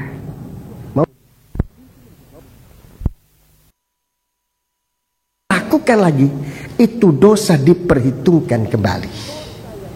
Dosa yang sudah tadi hilang itu muncul kembali, diperhitungkan lagi, malah dipertambah-tambahkan. Sebab itu kita berjaga, saudara. Begitu kita saling mengampuni, usahakan jangan ulangi lagi. Itu emas yang pertama. Untuk menyatu, emas pertama ini, saling mengampuni kesalahan satu dengan yang lain. Yang kedua, saling menerima. Tadi memberi ampun, ini saling menerima. Tadi saling mengampuni, itu emas yang pertama. Yang kedua, saling menerima. Roma 14, surat Roma Fatsal yang ke-14. Surat Roma Fatsal yang ke-14. Surat Roma Fatsal yang ke-14. Kalau kita sudah mengampuni, sekarang menerima. Ayat 1 lebih dahulu. Terimalah orang yang lemah imannya tanpa mempercakapkan pendapatnya. Ya, terimalah orang yang lemah imannya, yang bersalah, tanpa mempertimbangkan, tanpa mempercakapkan pendapatnya, tanpa mempersoalkan keadaannya. Saudara-saudaraku, orang berdosa kita terima sebagai orang berdosa untuk dibawa kepada Tuhan. Saling menerima. Jadi jangan dibangkit-bangkitkan lagi segala kesalahan yang sudah ditutup oleh darah Yesus. Terimalah orang yang lemah imannya tanpa mempercakapkan pendapatnya atau keadaannya.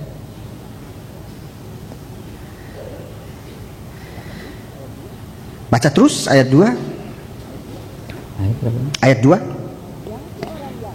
Yang seorang yakin bahwa ia boleh makan segala jenis makanan, tetapi orang yang lemah imannya hanya makan sayur-sayuran saja. Iya, terus. Siapa yang makan janganlah menghina orang yang tidak makan, dan siapa yang tidak makan janganlah menghakimi orang yang makan, sebab Allah telah menerima orang itu. Iya.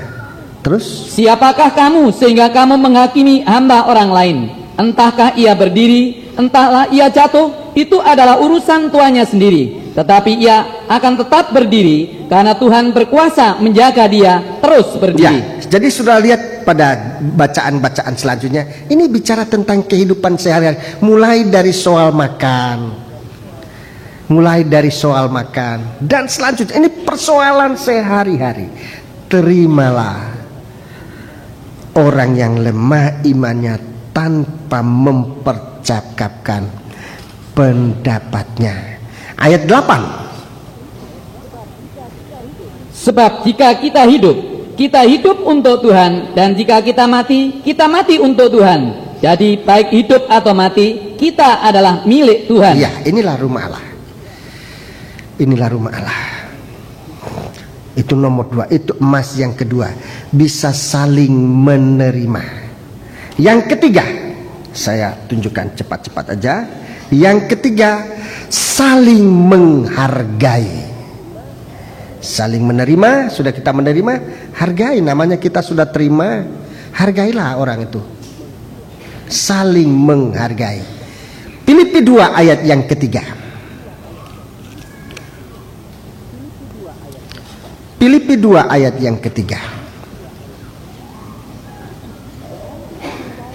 Dengan tidak mencari kepentingan sendiri atau puji-pujian yang sia-sia, sebaliknya hendaklah dengan rendah hati yang seorang menganggap yang lain lebih utama dari dirinya sendiri. Iya, itu namanya saling menghargai. Kalau di dalam persekutuan ada saling menghargai demikian ini, saudaraku, itu perpisahan sangat tidak mungkin terjadi. Semua orang ada harganya. Semua orang itu punya harga. Hargailah sesama manusia, betapa kecilnya sekalipun dia. Kalau kita menunjukkan penghargaan kita kepada seseorang, maka saudaraku, jangankan kehancuran, perselisihan pun tidak akan terjadi. Jangankan kehancuran, perpecahan, perselisihan pun tidak akan terjadi. Filipi 2 ayat 4, saling memperhatikan. Ini yang keempat. Ini yang keempat, saling memperhatikan. Filipi 2 ayat yang keempat. Dan janganlah tiap-tiap orang hanya memperhatikan kepentingannya sendiri, Iya. tetapi kepentingan orang lain juga. Ya, ini emas, semua ini suatu emas. Saling mengampuni itu emas, saling menerima itu emas, saling menghargai itu emas, saling memperhatikan itu emas. Ini emas yang menyaluti kehidupan kita anak-anak Tuhan. Kalau setiap anak-anak Tuhan disalut dengan emas ini, sudah terjadilah rumah Allah. Dan kalau diukur, itu rumah Allah yang mulia, terbuat dari emas, rumah emas. Yang kelima, saling menolong. Saling menolong, itu yang kelima, saling menolong. Galatia 6 ayat 2, Galatia pasal 6 ayat yang kedua, 1 Timotius 5 ayat yang ke-10, 1 Timotius 5 ayat yang ke-10, Galatia pasal 6 ayat 2. Bertolong-tolonglah menanggung bebanmu, demikianlah kamu memenuhi hukum Kristus. Iya, itu emas. Tolong menolong, terutama dalam doa, itu utama. Menolong dalam doa itu nomor 1. Menolong dalam doa.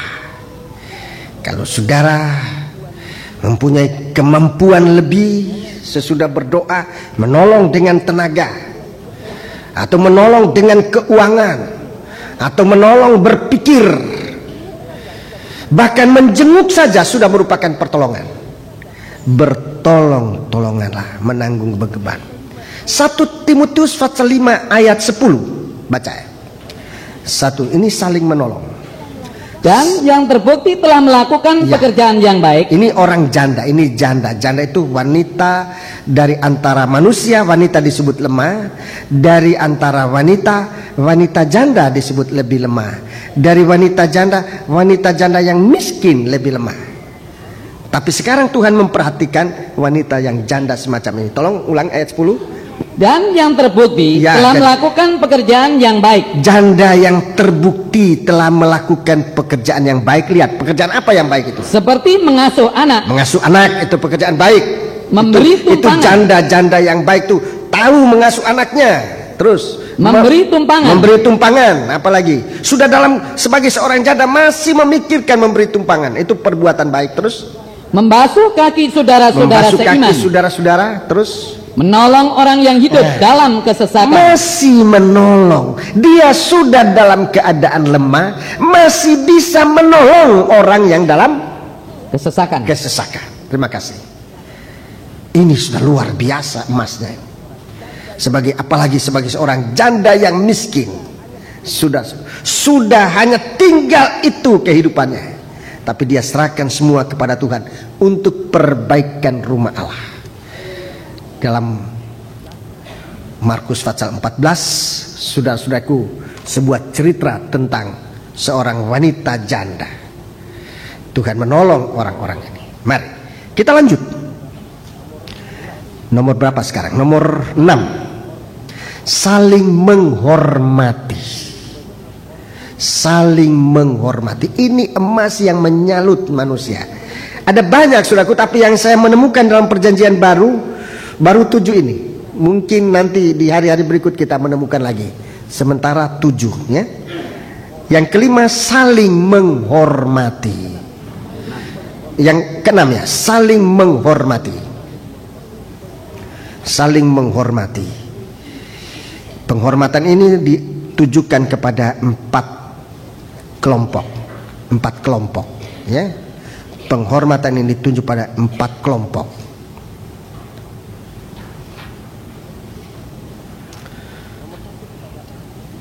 Nomor 1 kepada orang tua, ibu dan ayah, ya. Ibu dan ayah. Efesus 6 ayat 1 dan 2, baca.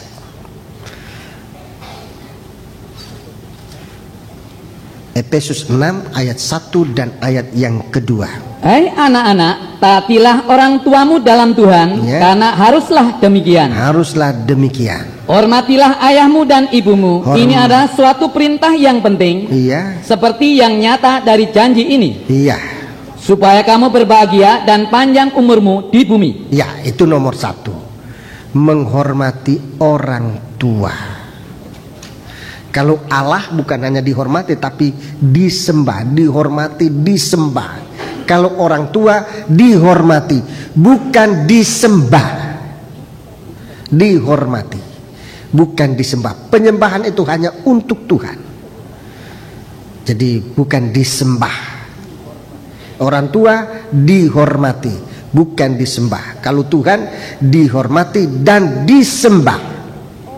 Kelompok kedua, orang yang lebih tua. Jadi bukan cuma orang tua, ibu dan ayah, tapi orang lebih tua. Orang yang lebih tua. Mari, 1 Petrus 5 ayat 5. 1 Petrus 5 ayat yang kelima. Demikian jugalah kamu, orang-orang muda, tunduklah kepada orang-orang yang tua, dan kamu semua rendahkanlah dirimu seorang terhadap yang lain, sebab Allah menentang orang yang congkak, tetapi mengasihani orang yang rendah hati. Iya, ini Mas, menghormati orang yang lebih tua. Yang lebih tua, bukan cuma ibu dan ayah, yang lebih tua. Penghormatan itu harus ada. Penghormatan itu harus dipelihara biar menyaluti kehidupan kita. Tidak ada ruginya menghormati orang, nggak ada rugi. Nggak ada ruginya menghormati sesama. Golongan yang ketiga, saudara-saudara, menghormati sesama saudara. 1 Timotius 5 ayat 1 sampai dengan 3. 1 Timotius 5 ayat 1 sampai dengan ayat yang ketiga. Tolong dibacakan. Janganlah engkau keras terhadap orang yang tua. Jangan keras terhadap orang tua, melainkan tegurlah dia sebagai bapa. sebagai bapa. Kalau dia orang laki-laki, sebagai itu penghormatan sebagai bapa. Terus Tegurlah orang-orang muda sebagai saudaramu. sebagai saudara, Perempuan-perempuan tua sebagai ibu. sebagai ibu, Perempuan-perempuan muda sebagai adikmu dengan penuh kemurnian. penuh lebih dari suci. Kemurnian itu lebih dari suci. Itu artinya bukan hanya perbuatan, tetapi perbuatan yang keluar dari dasar hati yang murni. Ya, sudah ayat 3? Belum. Baca terus. Hormatilah janda-janda. Hormatilah janda-janda yang benar-benar janda. Iya, hormatilah janda-janda yang benar. Itu satu kehidupan yang disepelekan. Hormatilah janda-janda yang benar-benar janda. Ini termasuk saudara-saudara, ya. Yang terakhir sementara, suami. Suami. Ini banyak kali disepelekan ini. Jadi kalau saya sebut yang paling akhir ini, saya bukan berarti ini terkecil, tidak, tapi supaya jangan dilupakan, karena suami lain kali kita, wah, mari suami dan istri, lebih bagus begitu ya. Suami dan istri saling menghormati, ya. Saling, dan itu sebetulnya suatu praktek kasih. Suami dan istri. Coba baca Efesus 5 ayat 33. Efesus 5 ayat 33. Bagaimanapun juga bagi kamu masing-masing berlaku. Bagi kamu masing-masing berlaku. Kasihlah istrimu seperti dirimu sendiri. Ini lebih dari penghormatan. Kasihilah istrimu seperti dirimu sendiri. Dan istri hendaklah menghormati suaminya. Dan istri hendaklah menghormati suaminya. Contoh-contohnya banyak, seperti Sarah, seorang yang suci di dalam kerohaniannya. Dia memanggil Ibrahim itu tuannya. Ya, Sarah memanggil suaminya tuan, penghormatan kepada suami. Tapi suami ini menghargai istri supaya doa bisa naik di hadapan Tuhan. Jadi ini emas. Jadi jelek sekali, saudaraku, kalau seorang suami tidak mengasihi istri. Hubungan itu hanya daging. Kalau seorang istri tidak menghormati suami, yang paling kelihatan adalah daging itu, hanya daging. Sebab itu penghormatan istri kepada suami ini diatur oleh Tuhan. Yang terakhir, yang ketujuh, saling melayani. Ini yang terakhir. Saling melayani. Ini yang terakhir. Yakobus 1 ayat 26 dan 27. Yakobus pasal 1 ayat 26 dan 27. Jikalau ada seorang menganggap dirinya beribadah, Ya, kalau ada seorang dirinya beribadah, tetapi tidak mengekang lidahnya, ia menipu dirinya sendiri. Maka sia-sialah ibadahnya.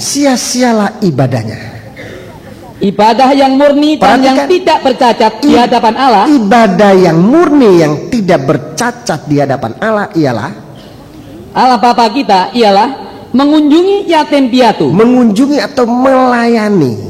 Sedikitnya mengunjungi. Sebenarnya ini melayani. Sedikitnya mengunjungi. Itu suatu pelayanan. Melayani, mengunjungi yatim piatu.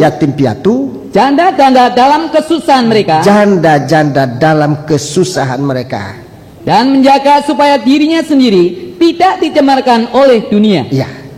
Jadi saudaraku, pelayanan kepada anak yatim piatu, pelayanan kepada janda-janda, kepada orang-orang dalam kepicikan, ini bukan perbuatan sosial. Dengar baik-baik, dunia itu menganggap itu perbuatan sosial. Sebab itulah kemampuan orang dunia. Kemampuan daging itu perbuatan sosial. Ada panti asuhan, ada panti jompo, ada apa. Itu bagi dunia dianggap sebagai suatu perbuatan sosial. Dan tidak salah.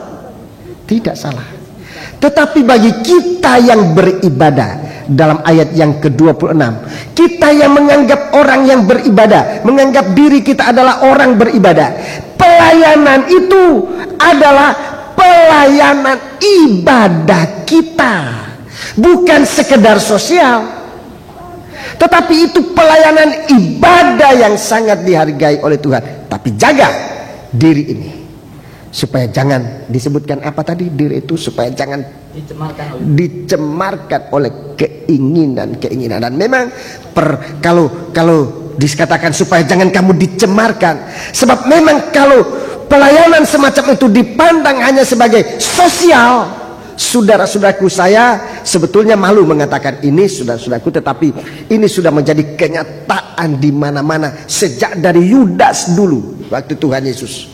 Orang-orang miskin ini sudah dipakai senjata untuk, saudara-saudaraku, memuaskan keinginan. Yudas, dia mencegah pelayanan kepada Yesus dengan mempersembahkan persembahan yang mahal, minyak yang mahal harganya.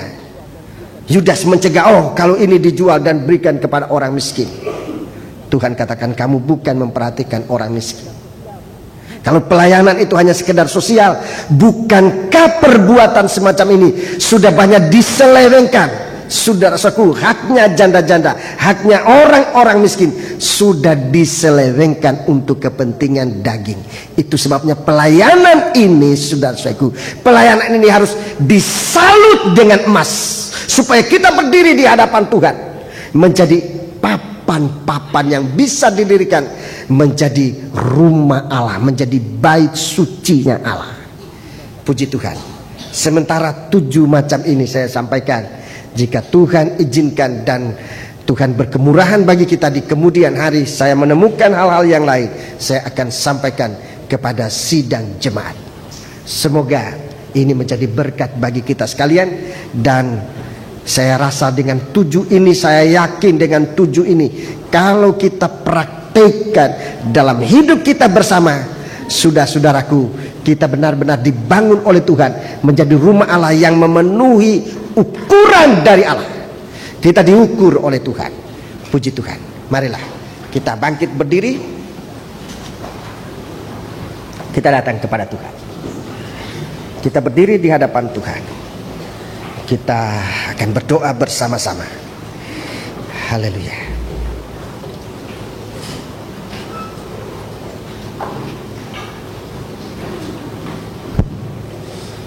Mari. Kalau saudara sempat mencatat, coba renungkan kembali di rumah.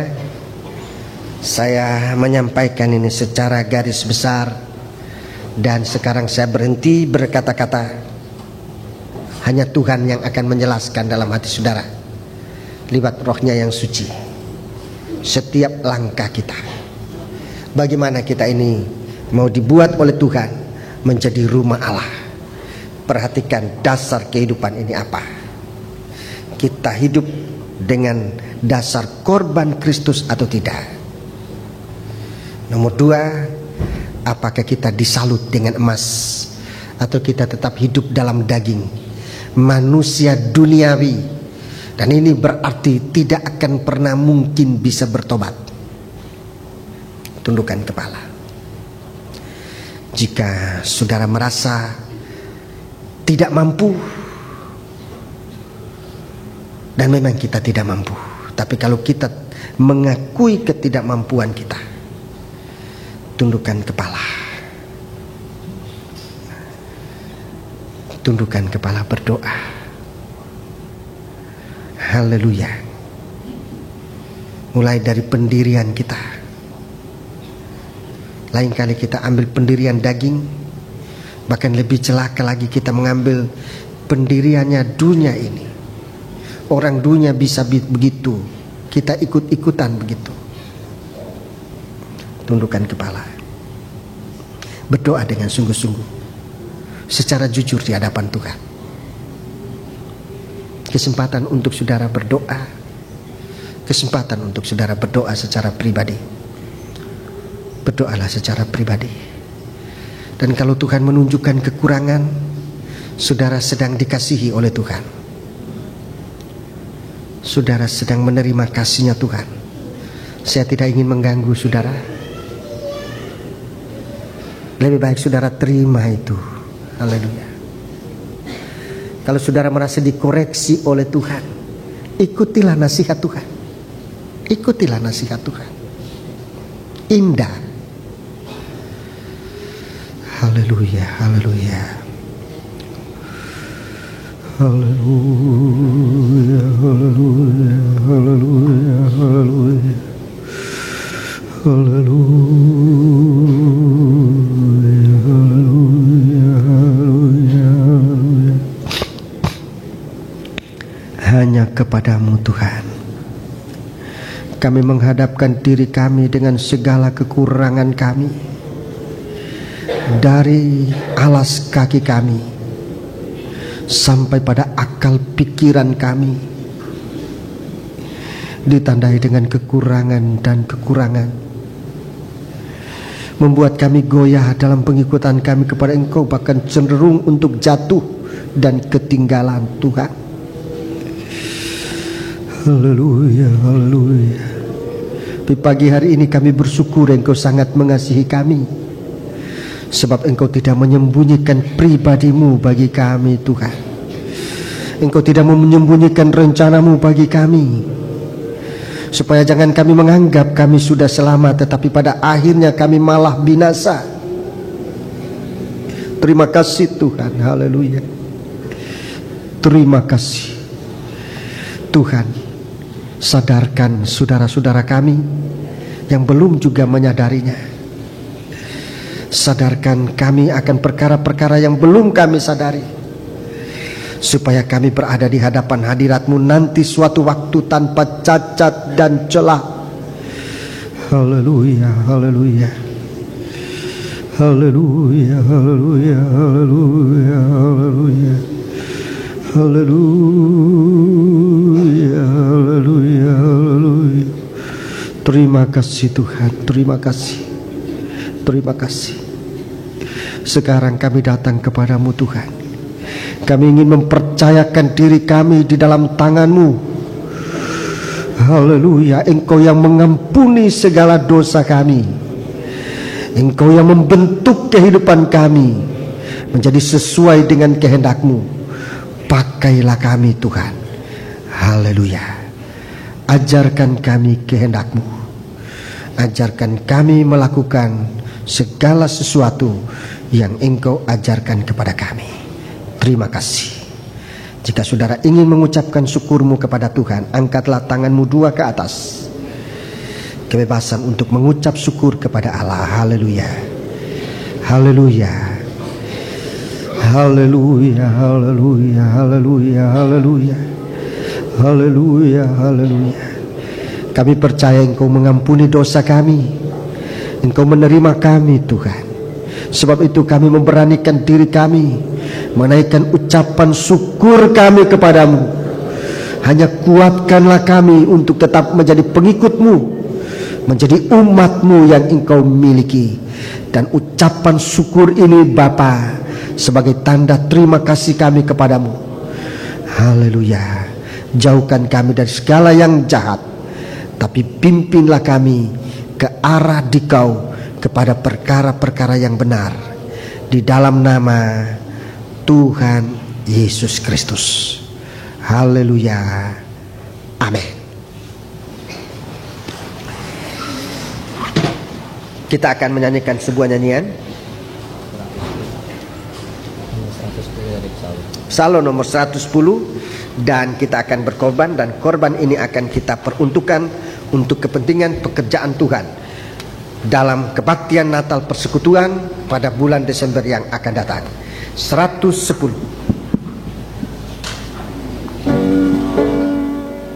Psalm nomor 110. Sementara korban untuk pekerjaan Tuhan segera akan dipungut.